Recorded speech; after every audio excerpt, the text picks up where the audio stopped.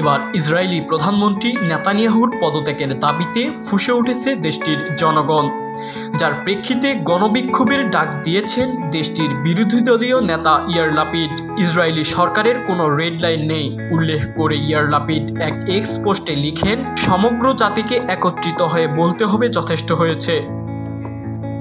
তিনি আরও লেখেন, আমি আপনাদের সকলকে আহ্বান জানাচ্ছি, এটি আমাদের মুহূর্ত, এটি আমাদের ভবিষ্যৎ, এটি আমাদের দেশ, রাস্তায় নামুন। এর আগে মঙ্গলবার ইয়ার লাপিড নেতানিয়াহুকে পদত্যাগের জন্য চাপ দিয়ে বলেন, ইসরায়েল তার উপর আস্থা হারিয়ে ফেলেছে। এদিকে মঙ্গলবার রাতে তেল আবিবের হাবিমা স্কোয়ারে জড়ো হন প্রায় 40,000 মানুষ।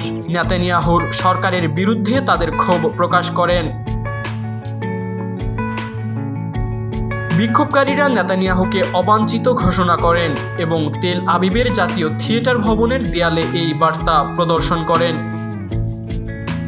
বিক্ষোভে বক্তব্য রাখেন দেশটির সাবেক পুলিশ প্রধান রনি আল শেইখ, সাবেক মোসাদ প্রধান তামির পারদো এবং সাবেক শিনবেত প্রধান ইয়ারাম কোহেন। আরও বক্তব্য দেন আইনাফ জাঙ্গাউকার, যিনি জিম্মি মাতান জাঙ্গাউকারের মা এবং নেতানিয়াহুর কঠোর সমালোচক।